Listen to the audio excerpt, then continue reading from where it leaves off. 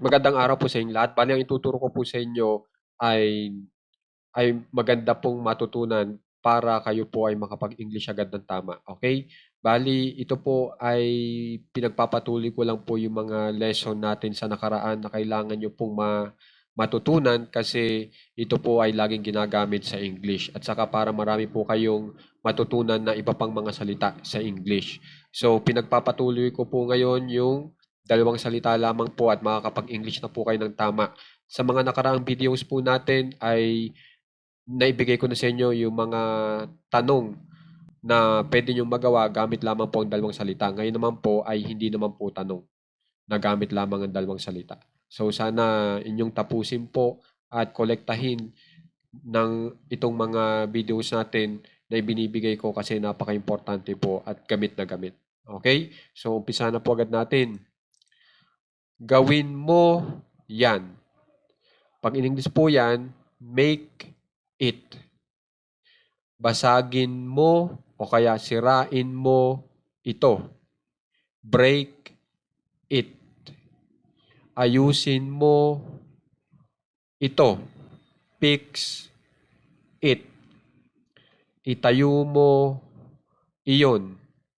Build it. Putulin o kaya gupitin mo ito. Cut it. Ganun lang kadali.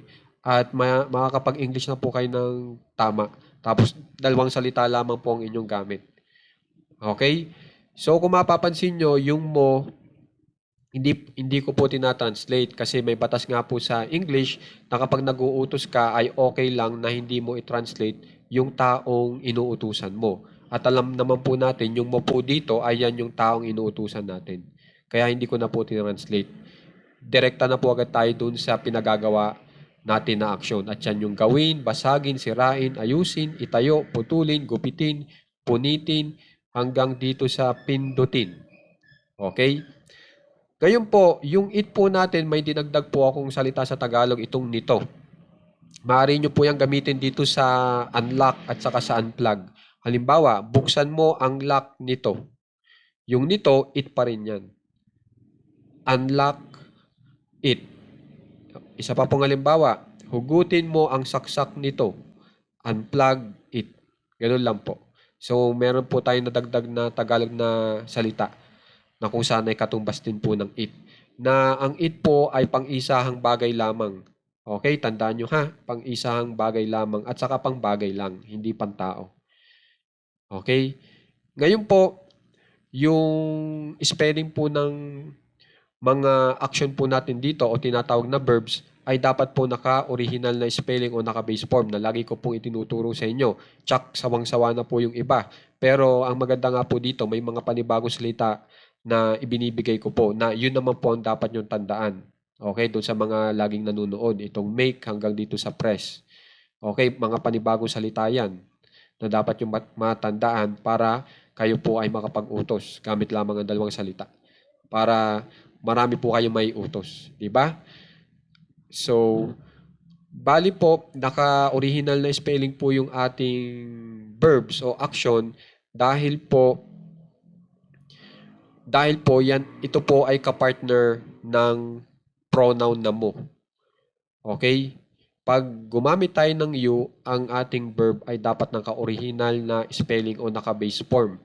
Kapag under o kinabibilangan yan sa batas ng present tense. Ang present tense po, ibig sabihin ay ngayon, pang ngayon. At alam naman po natin, pag tayo nag-uutos, pang ngayon yan. So dahil sa pang ngayon, ito pong ating lesson ngayon, ay ang ating susundin ay batas ng present tense.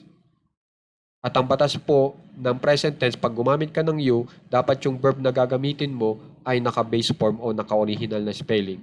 So pag sinabing original na spelling, ano ba ang original na spelling ng open? E di O-P-E-N, hindi yung may S sa dulo, hindi yung may ED sa dulo. At malalaman nyo nga po yan gamit po yung dictionary na makikita nyo na siya yung pinakamalaking salita para sa open.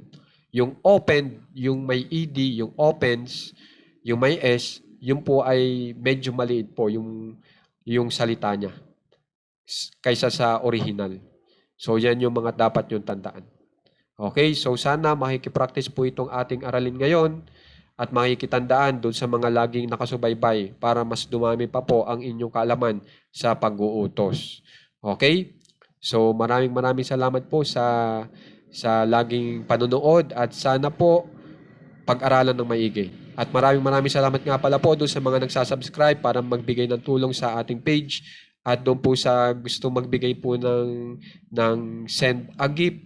Available po yan dito po sa pag pag pagbili nyo gamit po ang star, 'di ba? Na makikita nyo po sa comment section natin. Makikita nyo po yung star tapos nakalagay dyan send a gift. Kayo na lang po bahala kung ano man ang magustuhan nyo. Tapos pwede po kayo magbigay ng komisyon sa ating page gamit po ang Shopee affiliate link na itatap nyo lang o i-press nyo lang itong banner na may notebook. Tapos automatic mapapapunta kayo sa Shopee. Tapos kayo na pong bahala kung bibili nyo yung notebook o yung inyong gustong item. Pero walang dagdag na presyo na magbibigay po ng komisyon na maaaring piso, 2 hanggang 3. At sana naman po, paramihin po natin ang members po nitong ating page gamit po ang like and share. Maraming salamat po. Mag-aral ng maigi ha.